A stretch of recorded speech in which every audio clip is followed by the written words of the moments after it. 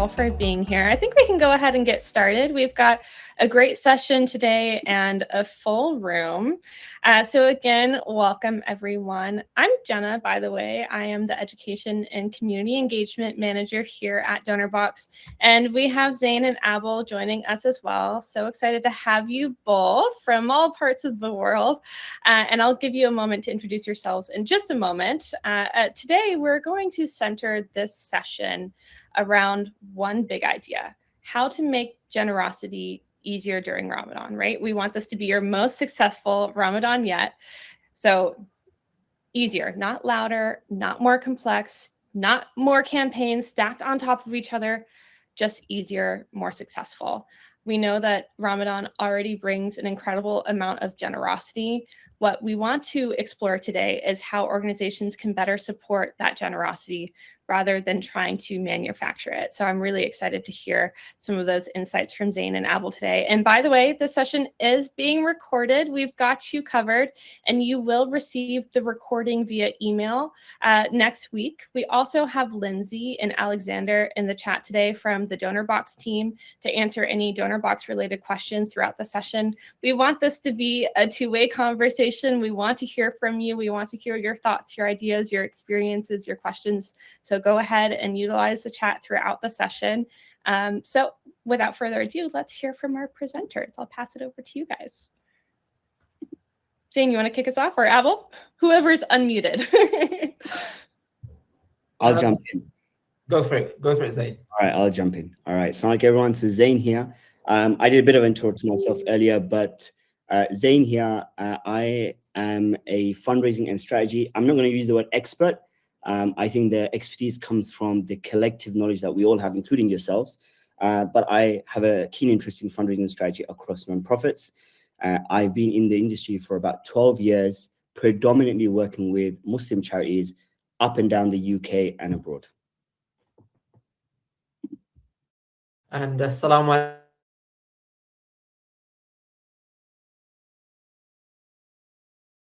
Abu, you're on mute.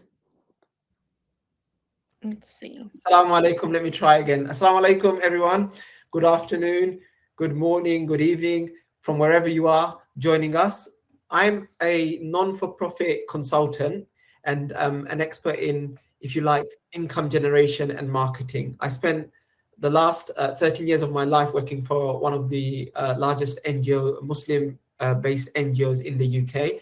And at the moment, I'm consulting and supporting charities and non-for-profits to try and, achieve their objectives and their aims. Excellent. Well, thank you both. So excited to have you here. What a treat for our audience. And now I would like for you to learn a little bit more about Donorbox. For those of you who may not be familiar with Donorbox, we help nonprofits of all sizes grow and thrive.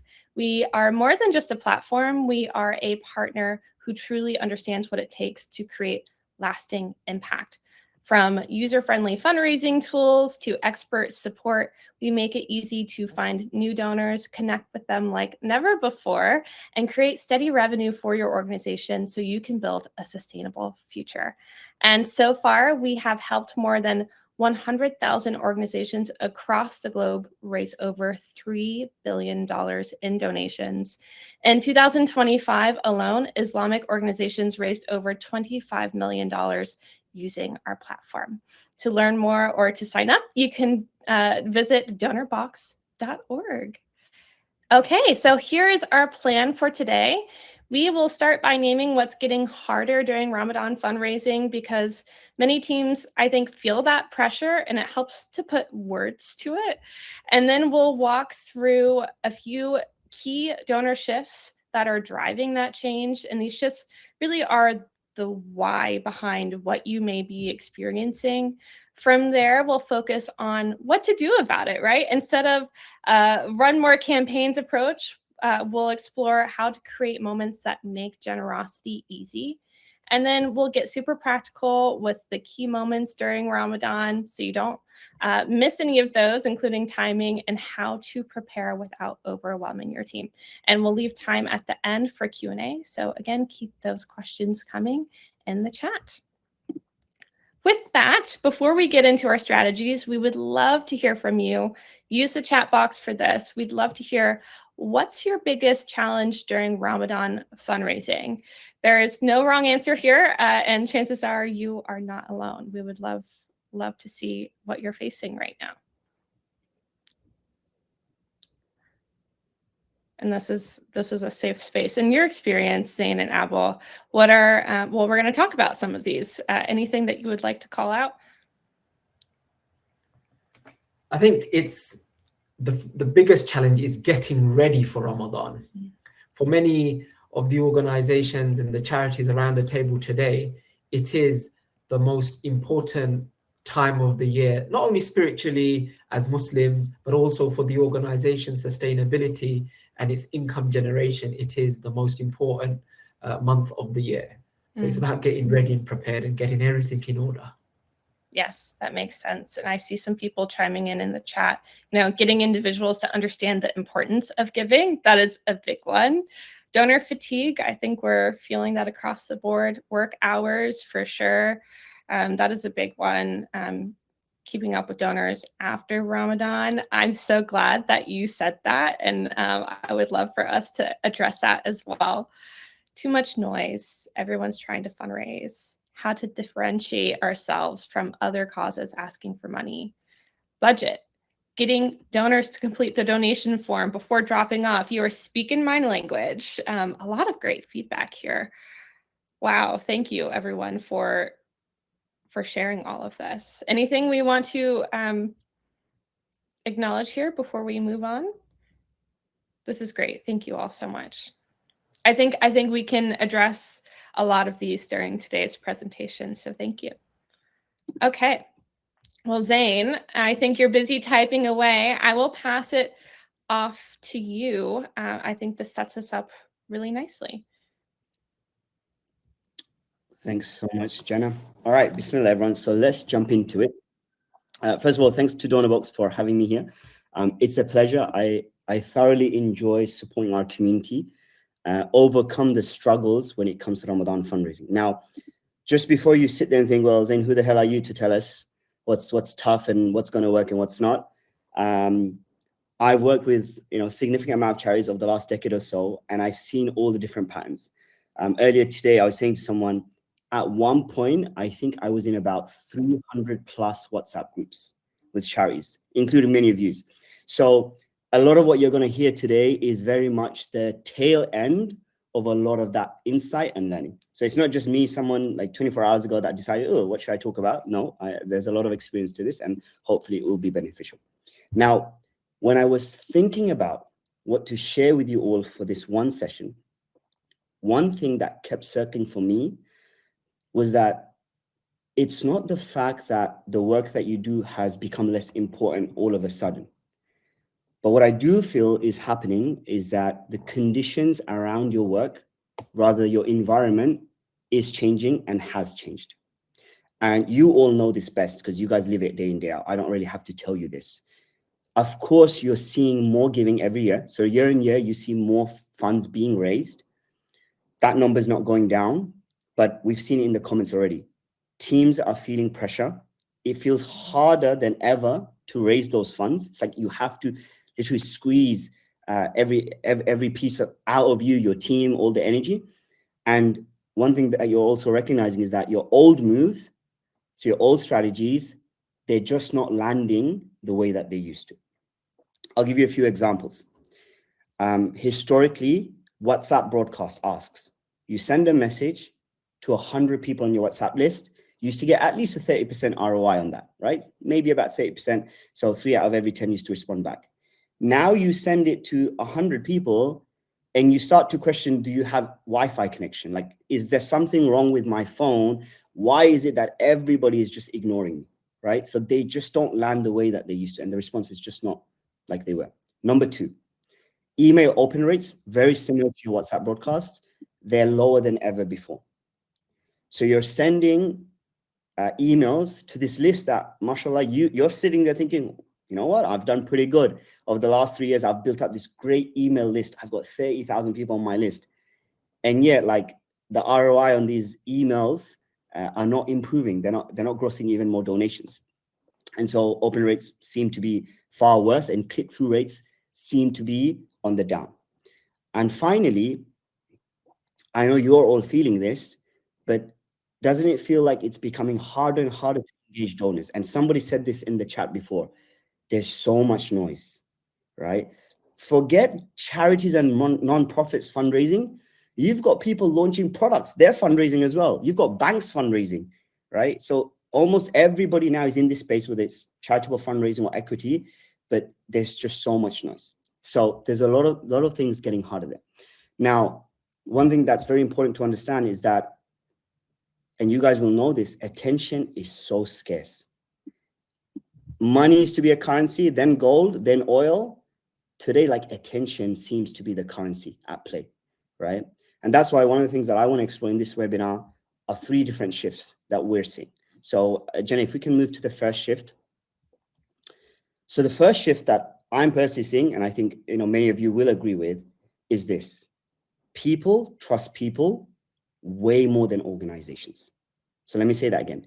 People trust people more than organizations. And I'm saying this based on this idea of, and rather this experience of working with about 2,000 nonprofits, right? And believe me when I say this, most of them, as beautiful as your website is, and as graciously written as your email is, most of them are not donating to you because of those reasons. All right. So it's not because your website beautiful, something like that. No, it's because you've created a relationship with that individual. So if a donor is giving to you, and more so if they're giving regularly and often, it's usually because the relationship has been built. There's a relationship that's been built there. So think of it like this. So I'm going to put the question to you all. 2 scenarios. Scenario 1, you get an email from a charity asking for a donation. Scenario 2, you get a voice note from your high school best friend. Who are you going to donate to? Let's just, for the sake of it, say you ignore both. But which one made you feel guilty for not donating? It's not the email. It's going to be the friend, the person who sent you the voice note, right? And so this concept and this idea that, okay, which one is more likely to get an email, right? Sorry, which one is more likely to get my dollar or my pound? That's the one that I'm building relationship with. So what we're saying here is that it's always going to be that personal or relational ask. And so what we're saying here, as we jump into this strategic response, is this: people trust people more than organizations. And so here's our take on what you can do to actually build that relationship with your donors and shift towards that. And the shift here, or rather the strategic response for that shift, is this: activate people, not just campaigns. So what we're saying is that's the shift that we're seeing. So how do you combat it? How do you deal with it? Activate people, not just campaigns. And there are 4 different ways that we're going to break this down, right? And the first one that we have there is team to effect. Now, before I go into that, I'm going to set the scene. Many years ago, as organizations, you guys probably threw up a landing page, sent it to your email list or your donation list, your WhatsApp list, and you started to see some trickle of funds coming through, right? But these days, as a charity, as a nonprofit, you're spending £10,000 on a website, you're investing in ads, you're doing a lot of work, and you struggle to raise 50,000. And then you scroll on Instagram and you see Abdullah, who has 12,000 followers, and he's there happily raising 50,000 in like a week, right? Of course, there's a whole currency there just around influencing, right? And they make it look so easy, right? But underpinning this is still the same thing, right? It's how do you activate a group of people or a community of people, not just the campaign itself. So the reason why that influencer probably is doing far better is because they are activating people, but their people is just in a different format. So again, one thing that's really important to understand here is that it's not because it's easy for them to do that. Rather, it's because they've had so many conversations with their audience, so many touch points with that audience that they've nurtured over time, that trust barrier, or rather the barrier to trust, is now broken down. That community that they've built now trusts them through whatever it is, the content, their lifestyle, or the connection that they've built. So let's jump into these 4 areas and exactly how you, the 4 kind of pillars that you can kind of execute in order to activate people, not just campaigns. So let's jump into this. So number 1, I call this the team tree effect, right? I don't have a trademark on this, so feel free to use it. Feel free to butcher it, change it up, use it however you want. And I'm sure that you guys will come up with your own analogy, but think of it like this. About 5 years ago, one thing that I started to see was that there's always these trends that come up when it comes to fundraising. But there was one strategy that consistently performed. Now, I'm going to be transparent here. I'm not saying that it outperformed everything else. No, I'm saying that amongst an array of different strategies, there was one that I kept seeing that was performing time and time again, consistently, without a doubt. And that was whenever I would run a volunteer-led campaign, right? In comparison to something one-off. And so I thought to myself, like, what is the psychology behind this? And so I tried to formulate this into a strategy, and I call that the team tree effect. And it goes like this. Think of this tree, the tree that you see on the right-hand side of the slide here. Every tree has a root. And I'm looking through the chat here. So I have Hammam, Nawal, Sausan, Lindsay. I have others such as Mohsin. I'm going to read a few other names. Alexandra, Ala, Muhammad, Arsalan, Walid. You guys are all what I consider the root. So if you have your tree, you guys are the root.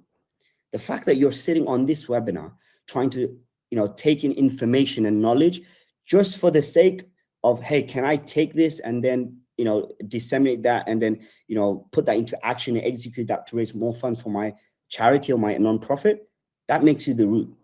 And the root is the engine, right? The fundraising engine that drives everything else.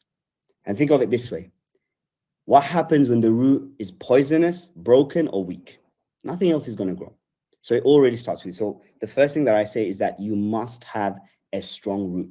And I'm going to say this in a very polite way, but I have a saying, which is that if you find yourself being the root and you don't feel that you're the strongest root in the team, then sometimes it's time to step aside and allow someone else to be the root. That root has to be super strong. Now, whether that's you or your volunteers or your team, that root consistently has to be super strong. Next up, as you go further up the root, then you start to get the branches. These are your fundraisers. So these are the people that you entrust to go and do fundraising for you. Now, they can be paid or they can be unpaid, right? But usually that first branch, they end up being the strongest fundraisers. Why? Because they are usually the first people to go and get you more fundraisers. So those stronger branches will then go and get you even more branches. And naturally, those branches that are slightly further away from the root will be a bit weaker, right? Now, when I say weak, I'm not here quoting their intentions.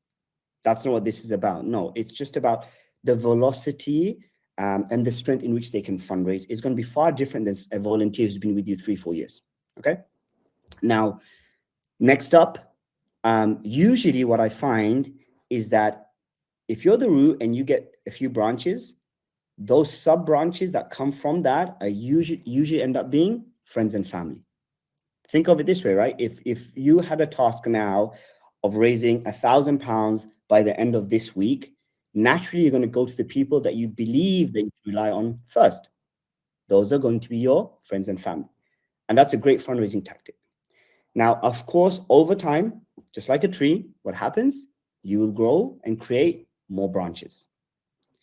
And as you do that, your ability to lean on some of those branches over time will change. So, and in some months throughout the year, you might say, okay, I'm going to lean more on these branches here. Some months you might now deploy fundraising activities for every branch that you have on the tree, and some might be reserved for people closer to the root. Now, this all pretty, when you listen to me speaking about this, you're probably thinking, oh, that's just called a team challenge, Zain. Why are you making this sound so philosophical and as almost like it's this new age-old concept? So I'm not trying to, but what I'm trying to share here is this concept of what I call this team tree effect and this idea of utilizing volunteers.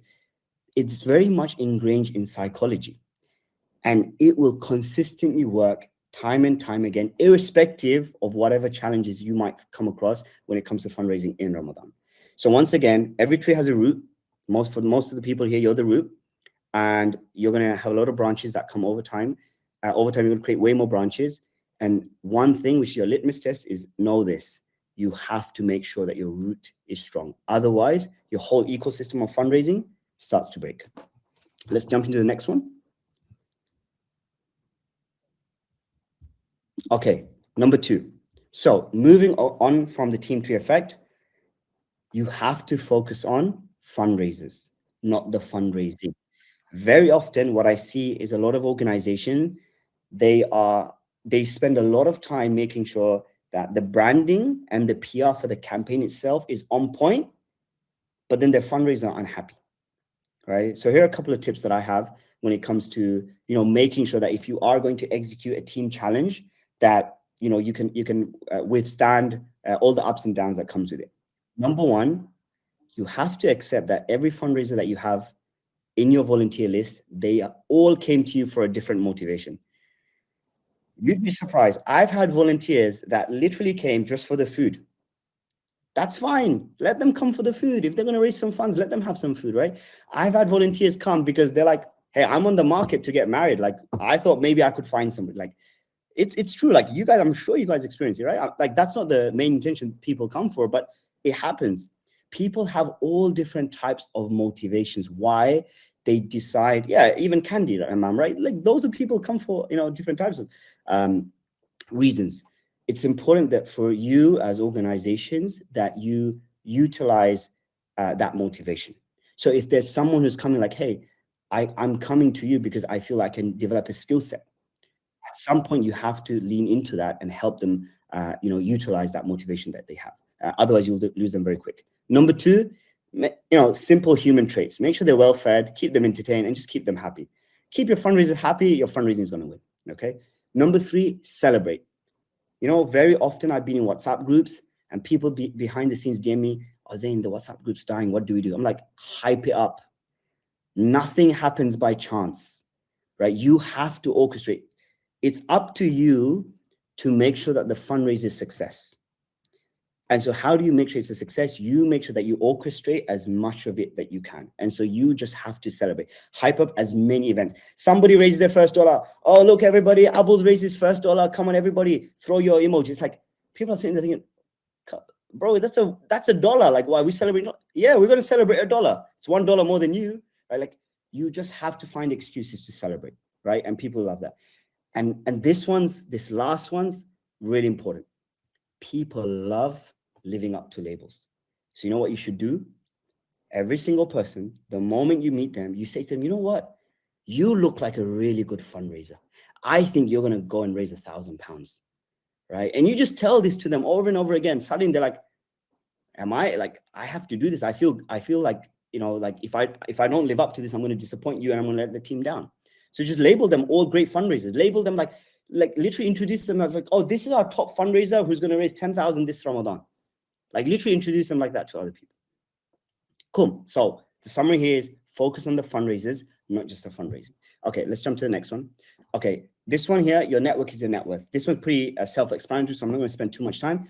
You got to do your part first, right? If you as fundraisers are not willing to fundraise, not willing to get involved, your team, your trustees, then it's going to be very hard asking strangers to do that. Number 2, leverage who you have. So that includes any celebrities you have, any influences you have, any ambassadors that you have as well. And finally, always family and friends first. I have this saying, if you can't convince your spouse and your kids and your family to donate, then you need to fix your relationships because they should be donating to you first. All right. Let's jump to the next one. Okay, size and age no longer matters. There used to be a time that we used to think, oh, the fittest and the most pride, they're going to be the best fundraisers. Why? Oh, they can go on long hikes, they can climb mountains. So yeah, of course they're going to raise for more.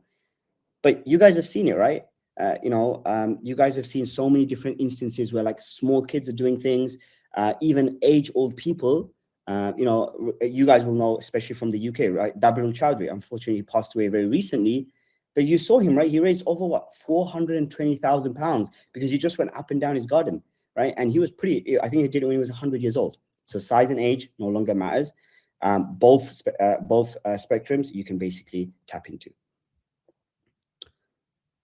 Okay, so if we jump into the next one, what we're going to do here is, it's very important that we don't just share strategies with you. You need a tool, you need something practical that you're going to be able to use to effectively deliver that strategy. So Jenna, if you don't mind, I'm going to pass it to you.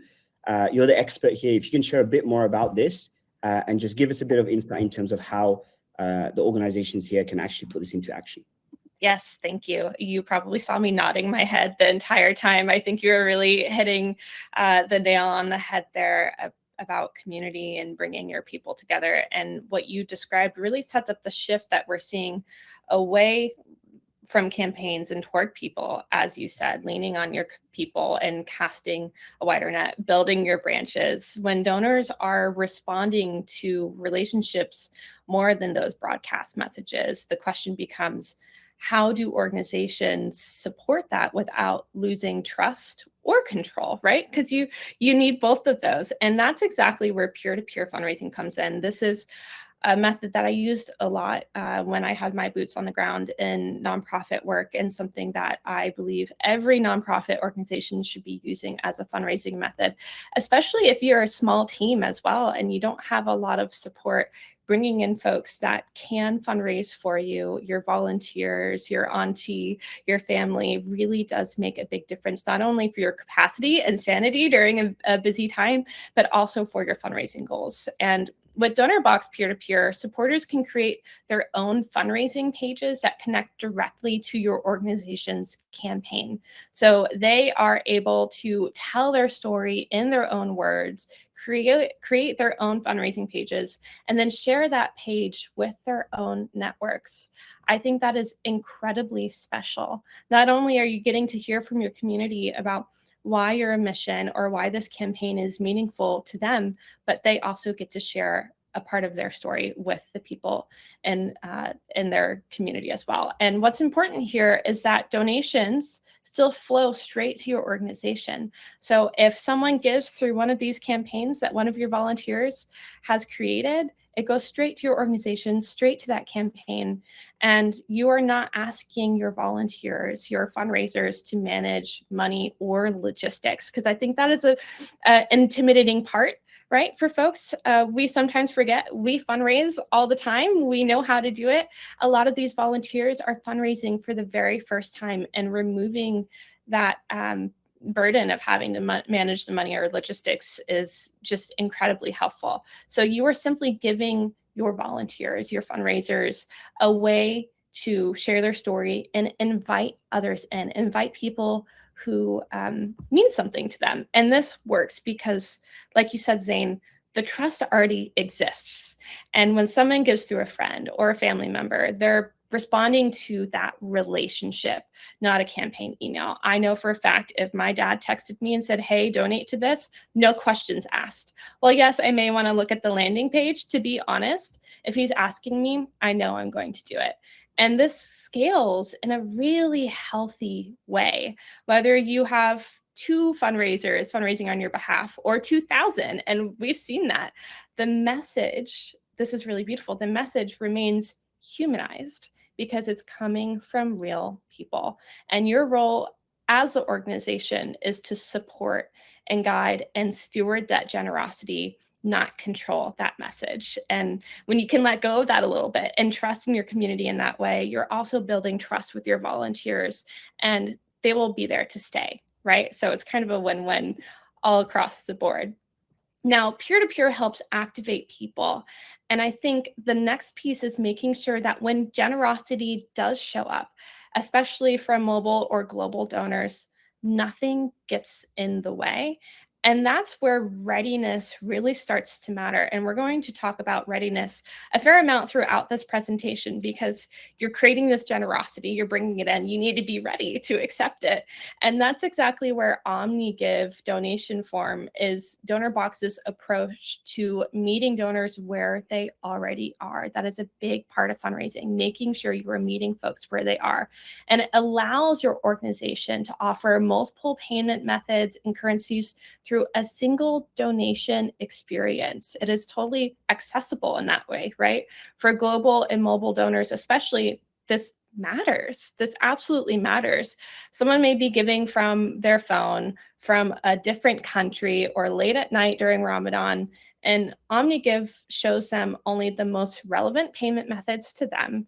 And the easier and more familiar the giving experience feels, the more likely they are to follow through, right? If that form is speaking your language, speaking your currency, that makes a big difference.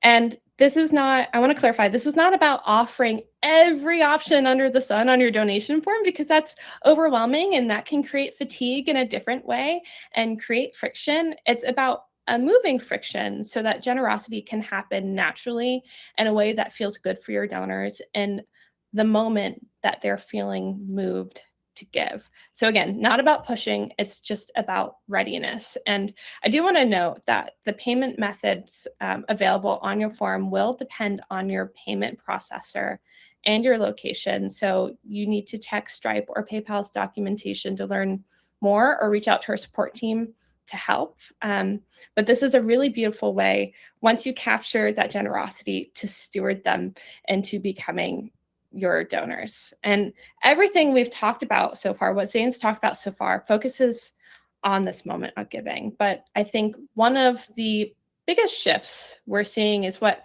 happens after that moment, right? So Zain, I'd love to pass it back over to you for you to talk about why follow through. And I believe someone in the chat also mentioned what to do after you've captured the gift, why that follow through matters so much right now, especially during Ramadan. Awesome. Thanks, Jenna. Yeah, I just put in the chat, but yeah, the payment option seems to be a hit. I was making a joke. Hopefully it was funny. I put down that there's more options than a buffet table on holiday.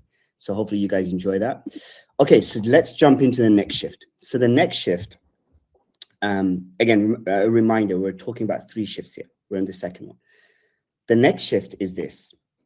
Donors are expecting follow through, not just a transaction.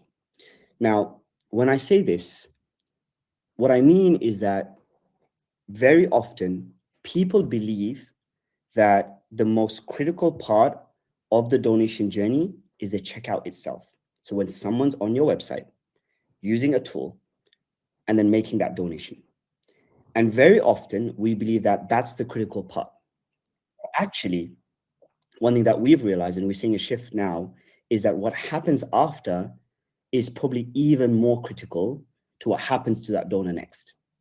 And so, one thing that I keep thinking about is that, people no longer are giving based on just sad photos and videos, right? They're coming to you, like we said, because of that relation that you built. And one thing that I'm consistently seeing is that whatever you did to get them to donate to you in the first place, you're making it so easy for them to forget who you are, simply because of the fact that there is no follow through. So if you jump to the next slide, please, Jenna. So given that this shift is taking place, the question that you should all be asking is, well, what's the opportunity? What is it that we can do? And so I call this strategic response designing for continuity and trust. And I think of it like this. Good fundraising does not end when the donor completes their checkout. It actually begins there.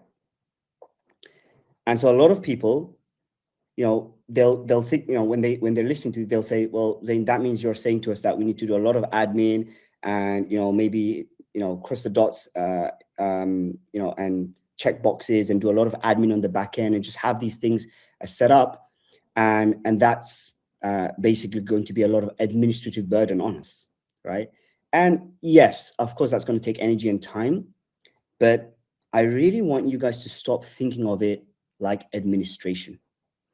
If you keep thinking of all these tasks as administration, instead of thinking of it as infrastructure building, or let's label this as trust infrastructure, then you're really going to lose out long term. Think of it this way. Most of us have donated to charities before. Every single person watching this webinar right now, you have donated to a charity in the past. Let's just say in the last year. So I have a question for you. Which one of those stands out to you the most? And I guarantee the one you're thinking about is the one that impressed you after you donated. Not the one that has a flashy website or the buttons looked cool or there was like a pop-up with confetti when you donated. No. It's going to be the charity that showed up after the donation. And I call this lifetime donation value. So I'm gonna abbreviate to LDV. The sad thing is that 70% of organizations, they don't actually show up at all.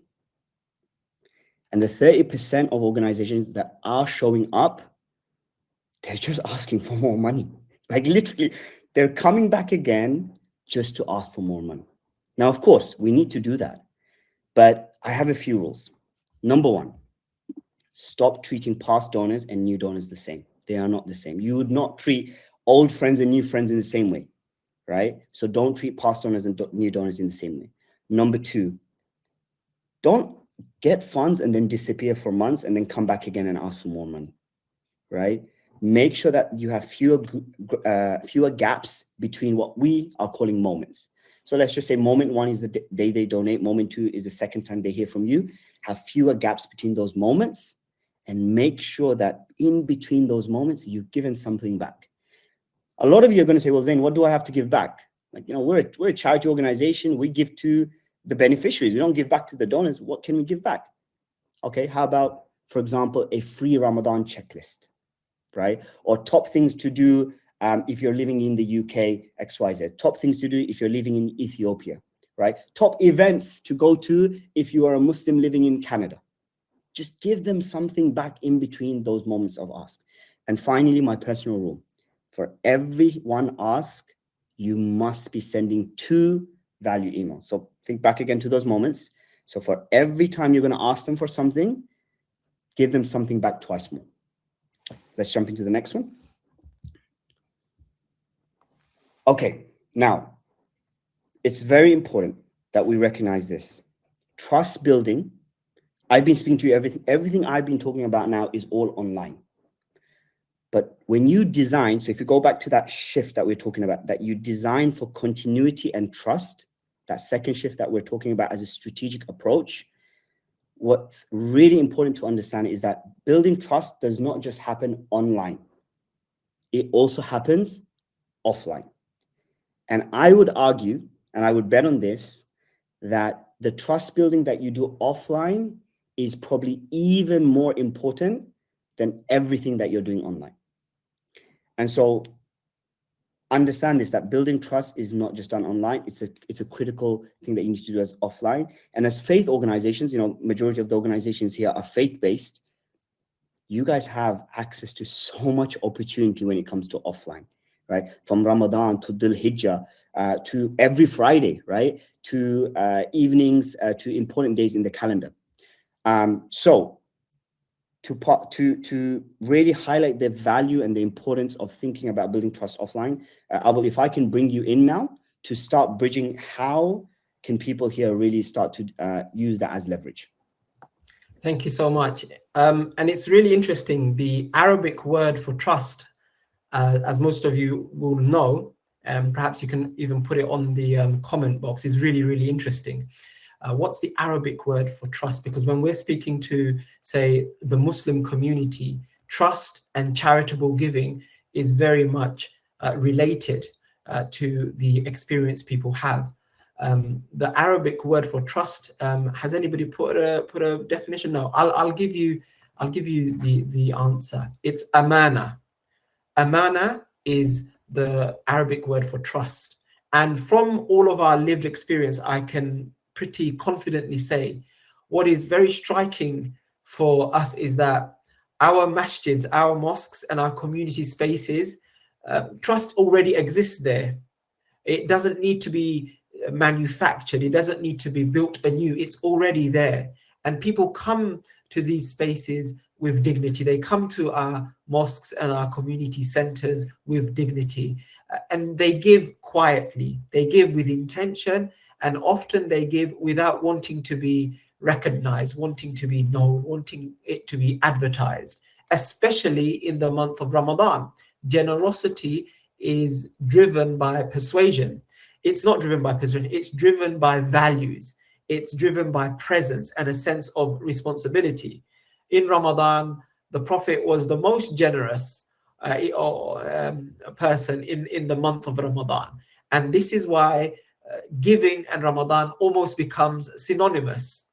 And therefore, from a systems point of view, what does this mean? It means that the work isn't about creating generosity, and that gives us a head start in terms of fundraising and income generation, because generosity already exists in this month, in our spaces, in our masjids. So what do we focus on? It's about honoring generosity. It's about making sure that the way we collect donations respects the trust, respects the Amanah and the intention that's already present in our institutions, in our masjids and our spaces. So when the tools respect the dignity and the intention of the person giving, adoption becomes natural. It becomes easy. And that's where trust turns into long-term giving. And I think that's really, really important for us to bear in mind, because accessibility is important. Accessibility enables us to basically readiness to give in the context of the masjid or our spaces means that we don't have to ask more often, or we don't have to ask louder, because people have already arrived to give. It means that we should be focusing on creating the environment where giving becomes more possible without the pressure, without interruption, and without the discomfort that oftentimes is created. So again, accessibility matters. People should be able to give easily if they choose to do so. And one of the ways of supporting that is trying to create visualization of the impact, not emotionally overwhelming visualization, but clear and grounded visualization. When donors can see what they're supporting, whether it's on a screen, whether it's on a billboard, then they feel that their generosity has meaning and has purpose. And I think that's really, really important, because we're respecting the moment as well in such spaces, especially in the month of Ramadan, because it's the month of ibadah, it's the month of worship, it's the month of reflection, and that's the first and primary objective of Ramadan. So the giving experience, I would suggest, should sit very quietly alongside the overall atmosphere and the overall feeling of Ramadan. It has to be present, of course. The giving experience has to be present, it has to be visible, it has to be dignified, and it should never compete with that spirit of Ramadan. So when the environment is designed in that way, where generosity isn't competing with the overall spiritual setting of Ramadan, then it doesn't really need too much prompting. It will flow naturally.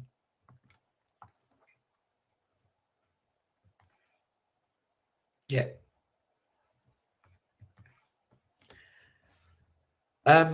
The third shift. So Brother Zain, he discussed 3 shifts, didn't he? The third shift is about donors want belonging and not transaction. What do we mean by this? What we mean by this is that in human psychology, there are a few key highlights that I'd like to mention. Number one, the human psyche around behavior is literally about faith. What other humans would volunteer their time, their energy, their money, and sacrifice, some do it for the reward. And this is a really important point, that in the month of Ramadan, when we're trying to raise funds and really generate income, we need to align the reason that people are giving. People are giving in the month of Ramadan to attain reward. It's not about volunteering their time. It's not about any other cause other than pleasing God and earning the reward that is available in the month of Ramadan. And therefore, I think it's making sure that it's only because of the testament, and so the people are supporting you out of a feeling of belonging in the space, of their surrounding, and of the cause aligning with the spirituality that they're seeking. And belonging, therefore, is a driver of generosity and not a soft concept. So when we are creating our Ramadan campaign and delivering our asks and making the environment most suitable for giving, we need to bear in mind that people need to feel as if they belong in that space, in the fundraising ask, in order to truly benefit and maximize on what we're expecting to achieve. When you step back and look at human behavior, what's happening here is actually very rational, even though it looks emotional. People, they volunteer their time, they volunteer their energy, their money, and they make real sacrifices, not for immediate return, but because they believe in something. And in faith-based spaces, in your masjids and your centers, generosity is rooted in testimony and conviction. People support causes because they feel a part of them. The transaction itself, the actual donation, that's not the motivator. It's simply an expression of that belief and that belonging. And this is why belonging isn't a soft concept, as is mentioned. It's a core driver of generosity. When people feel they're part of something meaningful, giving becomes natural and sustained, and that's really important. When people feel that they're part of something meaningful, something that's impactful, something that's life-changing, then they will want to sustain that giving. And that is what we are trying to discuss here in terms of creating that environment and that space. And from a platform perspective, the role of the tool isn't to manufacture that motivation. The motivation is already there. The role of the tool is to give people a clear, respectful way to act on the belonging that they already feel. And I think this is very, very important in creating that space and that moment to support the generosity that exists in Ramadan. Beautifully said, Abul. I think there's a lot of people chiming in the chat saying this is so important, right? You want to make sure that your donor feels like that they're at the heart of the work and the heart of the impact. And what you're describing are moments that already carry meaning, right? And then the question becomes, how do organizations, as we've talked a lot about already, support that generosity in moments without interrupting them, without being in your face, but just guiding people to use that feeling of belonging and generosity and steward it into something that is meaningful for both your organization and your donor. And that is exactly where I think Live Kiosk fits into this picture. So Donorbox Live Kiosk is a tablet-based cashless giving station that lives in physical spaces like mosque lobbies or community areas. And it allows people to give quietly on their own time, without staff, without announcements, and without pressure. I think that's a big, important piece of it. A supporter can walk up, choose an amount that feels meaningful to them, and give using a card, a digital wallet like Apple Pay or Google Pay, or even their smart device. I think that people are carrying less and less cash nowadays, and this really removes that barrier to generosity. And that is, a common barrier in general to in the moment giving. This also supports anonymous giving and 17 different languages, which helps protect, I think, dignity and making giving accessible to the whole community. And from a practical side, Live Kiosk works even when the Wi-Fi isn't perfect, especially in community settings and places where people gather. It's not always perfect. So if the internet drops, donations are stored securely and automatically sync to your Donorbox account once your connection is back. So you never lose out on the opportunity to that gift. And everything runs through Donorbox, so donations are tracked automatically alongside your online gifts and other campaigns. And supporters can even set up recurring giving right at the kiosk. So turning that meaningful Ramadan moment into ongoing support, becoming more of a community, creating a movement in that way. And so, as we've said, the goal is not to push people to give more. It's to be ready when that generosity shows up, when they're feeling compelled to give, and support it in a beautiful and respectful way. And Live Kiosk is supported in 23 countries. So again, go ahead and check our documentation. Lindsay has dropped that link in the chat to see if this is a tool that's available in your market. Now, I want to quickly look at a couple of examples in this practice. These are organizations that have inspired us deeply. So the Islamic Center of Passaic County in New Jersey, for example, they wanted to make giving accessible during in-person Ramadan gatherings without disrupting worship or their community flow. And they didn't want announcements. They didn't want pressure. They didn't want long lines building up. They didn't want it to feel exhausting. They set up Donorbox Live Kiosks in high traffic but discreet areas in their spaces so people could give quietly on their own terms using an easy interface and then continue with their evening. And because, again, Kiosk connects directly to Donorbox, the organization could track their donations alongside their other giving channels without creating extra work for their team. And this is the cool part. In just 4 months, ICPC saw an 18% increase in donations, bringing in an additional $40,000 just by adding Donorbox Live Kiosks across their 3 campuses. But just as importantly, I think the giving experience stayed aligned with the values and the tone of their community. They were actively listening to what their community needed in these moments. Now they're engaging donors and accepting donations 24/7, even outside of prayer times, right? This is almost like another staff member, a 24/7 donation machine. And another organization, and I believe we may have someone from this organization in the room, Al-Hisan Social Development Center. By the way, shout out in the chat if you are here, travels from mosque to raise awareness and collect donations to support their goal of uplifting Bangladesh through female education and literacy, job creation, and poverty alleviation. They have an amazing mission and do amazing work. Hey, Mohammed, great to have you here.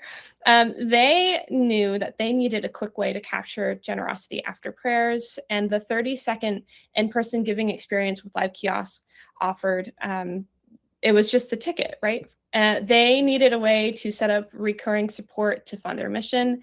They simply enabled this feature on their Live Kiosk, and now 67% of the donations they receive are recurring. Could you imagine having that percentage of recurring support? That is amazing. And that means that one in-person moment of connection creates a long-term change. And this is also a great example of what readiness looks like in practice, right? But generosity during Ramadan also has a rhythm to it. So Abul, I would love for you to walk us through how timing shapes giving across the months as well, and how we can be even more prepared. Absolutely. Thank you for that question. There is definitely a rhythm to Ramadan. Ramadan is not just one long kind of flat moment. There's lots of peaks and troughs. There's lots of energy, and then there's in the middle of the Ramadan, everybody's a little bit tired and they slow down, and then near the end of Ramadan, there's a lot of energy shift and people are readying themselves for the last 10 nights. So energy and intentions shift across the month, and the most effective organizations, the most effective mosques and charities and spaces, they recognize those shifts rather than reacting to them. So recognition of these shifts and preparing for them. The early days of Ramadan are about adjustment. People are setting their intentions, they're settling into routines, and they're giving thoughtfully but cautiously. This is where preparation and clarity matter the most. Then the middle 10 days are often slower for donations, and that's not a problem for centers and organizations. It's actually a huge opportunity because this period is ideal for reinforcing trust, sharing your impact stories, deepening your connections with your donors and your audiences, and reminding people why they belong without asking at this time. And then from a systems perspective, the middle of Ramadan is where long-term generosity can be built and should be built, even if short-term donations are slow. It's about creating that long-term connection and rewarding people. And Zain mentioned about, once you make an ask, there should be you give back. And this is the time where potentially you can give back as well. Then as the month moves on into the last 10 days and the odd nights and the final days of Ramadan, spirituality intensifies, and people are becoming more and more generous at this moment. More people are being generous, they're more reflective, and they're now more and more motivated by legacy and by completion. So the difference between prepared and reactive organizations, Jenna, is quite simple. Prepared organizations, they use the quieter middle periods to strengthen their systems. And they're not reactive, and they don't panic, and they don't chase the results. So when the systems are ready ahead of time, generosity, again, flows naturally. When they're not, opportunities are missed. Not because people don't want to give or they didn't want to give, but because the moment wasn't supported. You see, and I think this is quite important to mention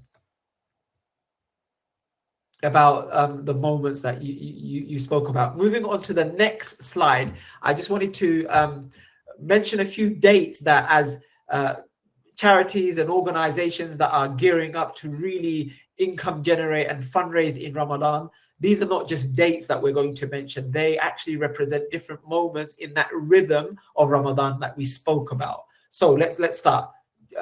First, you have the 3 segments of Ramadan: the first 10 days, the middle 10 days, and then the last 10 days. Beginning, intentions, getting ready, donating with thought and with consideration. Middle part, a slowdown, but this is the moment to get your systems ready to reward your donors and your audiences. And the last 10 nights and 10 days, which is to really push with your fundraising asks, introduce the zakat aspect of Ramadan, and really get that completion and align with people's intention and completion. Aside from the 3 segments, you've got Jumu'ah nights and Jumu'ah days. So usually there are 4 days of Jumu'ah in the month of Ramadan. If we're lucky, we get 5. And we need to ensure that we align with people's sentiments to Jumu'ah. It carries heightened attendance in your centers, and also heightened intention to give and to support. And it's a moment for grounding people in purpose rather than urgency. And I think the shift in the way we speak and the way we communicate is really, really important. Remember what we said in Ramadan, generosity also already exists. We just need to align with that generosity and give people the systems and the purpose to give, to execute their generosity. So that's Jumu'ah. And what's quite important with Jumu'ah is that Thursday night is actually the night of Jumu'ah. So you've got the whole of Thursday night and then the whole of Friday to really execute your Jumu'ah plans on a weekly basis.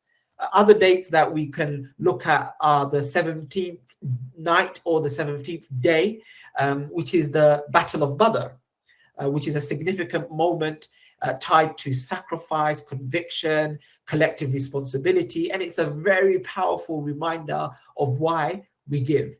So making sure that our campaigns and our strategy includes the 17th night and day. And then you've got the odd nights, which we referred to and inferenced previously, but these bring a heightened, intense spiritual moments where generosity increases naturally. And of the 10 nights, you've got the crescendo or the apex of giving within the Ramadan period, which is the 27th night. And this is the peak, not because of any messaging or anything like that, but because people are already primed. They're ready. And the strategy for charities and organizations that are fundraising in this period is simple. It's plan for these moments, set things in place for these moments, create your systems and your strategy ahead of time, and you'll see the benefits. Be ready because generosity will be there, and be ready to maximize on that generosity, essentially.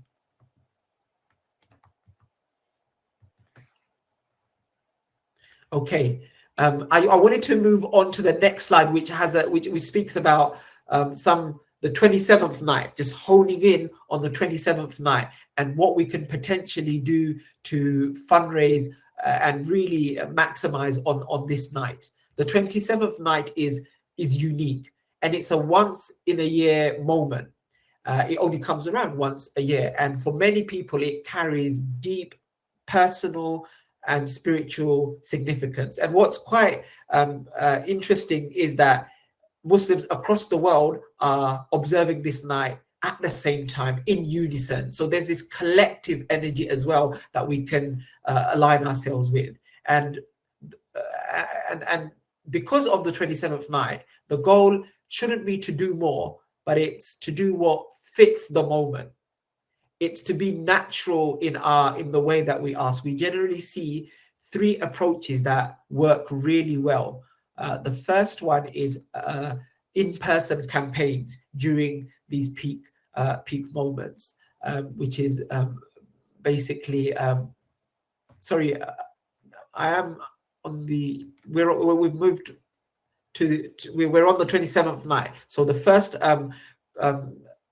strategy is in-person campaigns where people are already present and they're engaged. They're in your audience, they're in your centers.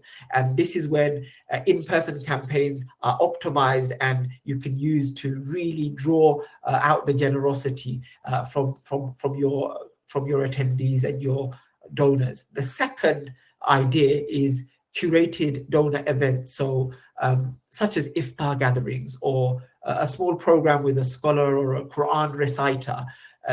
Here, giving becomes part of the shared experience, and it marries very well with the spiritual connectivity that we're trying to create in our centers. And thirdly, and this is always on giving points in the masjid. So whether there's people there, volunteers there, and on giving facility in the masjid or in your center that's visible but respectful and available for those who choose to give quietly. They don't want to really meet anybody. They don't want to give to another individual. They want to keep this very private and personal. Have those facilities available in your centers, and you'll see your donations spike. They will really bring in additional donations. And if I could highlight one approach in a bit more detail, it'd be the donor events that I spoke about, the in-person events that I spoke about, because I think one of the tools that we use, like the Donorbox events and the live kiosk, they really marry very well in trying to really maximize on what we're trying to achieve with these in-person events, because events allow our organizations to ticket in advance of the actual day or night. turning attendance into participation. And the live kiosk also enables in-person giving without interrupting worship. And so I think this is a real important, perhaps, way of engaging with our donor base with respect and honoring the moments and aligning with their spiritual intentions. Thank you for that, Abul. And I'll keep this very brief. I think that you highlighted it very well already. Like you said, when generosity is tied to specific moments, sometimes these moments are spontaneous and others are planned. And as you said, that's exactly where event ticketing can become a helpful way to structure participation around these key nights and gatherings. And Donorbox events lets you create event pages that support both registration and giving in one seamless flow. So not only are you inviting people to be involved in your community gathering, you're also inviting them to give in that moment. So when someone signs up for a community night or a special gathering, they're already in the mindset of participation, and event ticketing lets you meet them there with a clear place to RSVP, a simple way to collect contact information for them, and the option for people to give when they register. And all this happens without forcing extra steps on your team or forcing a separate donate now distraction, because we want to eliminate those distractions. And because these pages are built on your Donorbox account, the RSVPs to these events and donation flow back to your existing systems automatically. So you don't have to double enter. You don't have to do the manual syncing. And that means that you stay organized and your donors get a smooth experience. And I think that also completing a donation or event ticketing checkout holds them accountable, right? When you've got that confirmation in your inbox and you've gone through the form to get this ticket for this event, that holds them accountable to show up.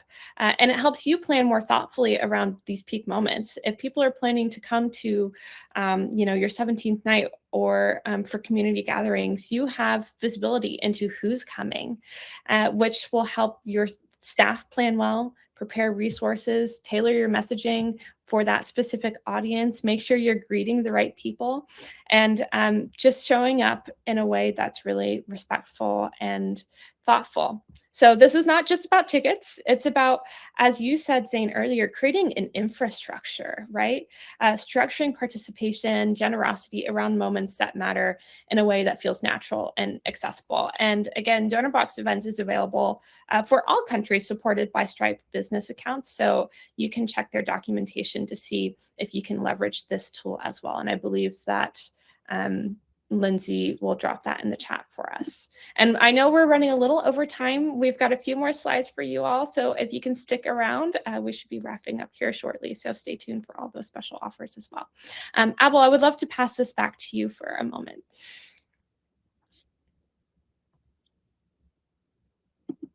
Oh, you're on mute. Thank you so much, Jenna. Sorry, I forgot to unmute myself. One of the approaches that works particularly well in physical spaces is making generosity visible and specific. So instead of a general appeal, what we're saying is each day or night of Ramadan is connected to a clear cost or project, something people can see and understand. That might be a different part of the mosque or a refurbishment project, a service or a program. So simple photos or visuals can be shown on a screen or a projector as the night progresses. What that does is it helps donors visualize what their generosity is supporting in that moment. And when that sense of intention appears, the environment needs to be ready. So tools like Donorbox, Live Kiosk allows organizations to collect that spontaneous generosity in person, quietly, respectfully, and without interrupting worship. Once again, it's not about creating urgency. It's about removing the friction when generosity naturally shows up.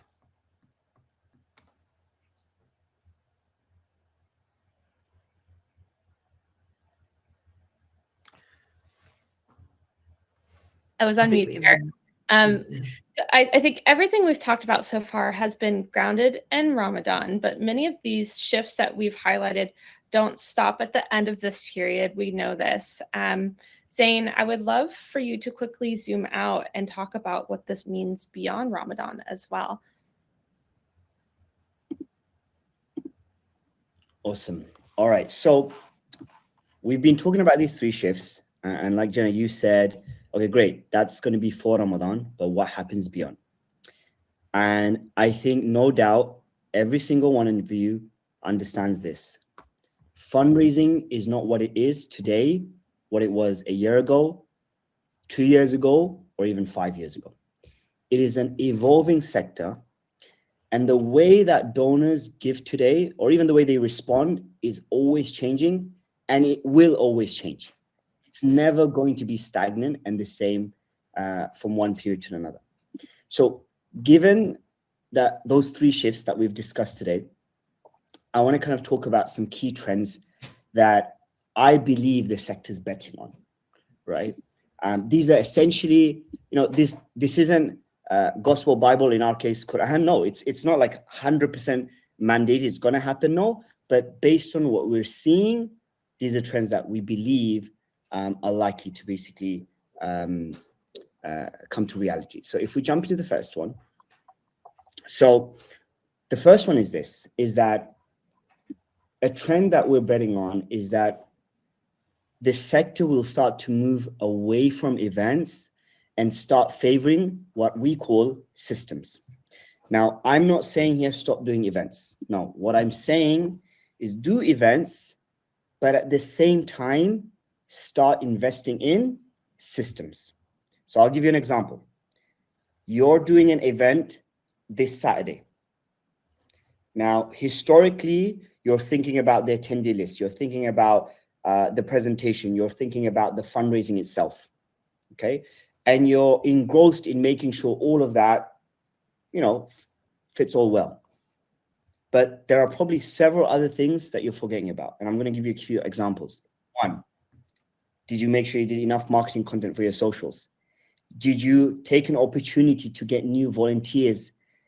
Did you start exploring even new hires for your organization as a charity? Did you explore the idea of, hey, we want to make sure that by the time they've even got home, there's an email already, about next steps or even thanking them? What else? Like, what other things can we think about? Did you think about recruiting new fundraisers or upselling their next event? So you can take one event, but if you start building systems for these events or for your fundraising, you can really start to really maximize the potential from any activity. So the first trend that I'm betting on is one, that we will see a shift from organizations where they are single-handedly, where they are individually looking at an event as just an event, and rather they are looking at an event as a whole system or an ecosystem of fundraising available. Number 2, donors want variety. Gone are the days that you could fundraise just for a humanitarian campaign and think, oh, because I'm fundraising for something that's crisis, oh, I'm fine. I'm always going to trump all the other categories of giving. No. In fact, I'm seeing this more often than not, that people today want to fund ecosystems, not just water wells and not just mosques. They do want to fund education. They do want to fund environment. They do want to fund advocacy. And so it's very important that you explore the ability to also give your donors variety. Next, trust. I've spoken about this already. Trust is always going to beat cause category. What I mean by that is this. You might be sitting there and think, well, I do education, so it's harder for me to fundraise. And someone else maybe in the chat is thinking, well, I fundraise for orphanage or food packs. So yeah, it's easier. But I guarantee this, if you can build trust with your donor, over time, I believe a trend is going to set in that irrespective of even if you're fundraising for the hardest thing or the hardest category, you will definitely raise more because you've built that trust through relationship. And the common thread through all of this is that, we talked about this earlier on, is that donors will give to people always over projects. So what they are thinking about is this. Okay, I love your project. I love this water campaign, but I still don't believe if you're the right organization to administer my donation to the place it needs to go. That's the part that I haven't accepted yet. So show me that you are that organization. That's the question that's going through people's mind. And so the trend that I believe, or the common thread that I believe underpins all these trends that we're going to see, especially this coming year and onwards, I believe, is can you start to build a relationship that is more meaningful with your donors? So these are some of the trends that we're noticing over and over again. I kept it slightly short just because of time. There are, of course, many, many more, but I genuinely believe, based on everything I'm seeing and all the organizations that I'm speaking to, that these trends are coming, if not they're already here. So, Jenna, I'll pass it back to you. I think you've got some surprising gifts for the audience, and I know we're slightly over, so I really appreciate all of you guys taking your time, and especially to the group that is still sticking around beyond time. So thank you. Yes, we just had too much good stuff, you guys. You can always reach out to us at support@donorbox.org. We have an incredible customer success team that is very speedy to answer any of your questions related to Donorbox and making sure that your systems to support generosity are in the best place possible during this season. Abul, Zain, thank you so much for your insights today. Any closing thoughts or words you would like to leave the audience with? I'd just like to say, I think get your systems in place, get ready for the moments, generosity will be flowing, create the stories and the compelling asks and align with people's spiritual intentions. I think you will have a fantastic Ramadan, inshallah. Perfect closing words. No pressure, Zain. Well, thank you all for all that you do and for being here with us today. And happy fundraising.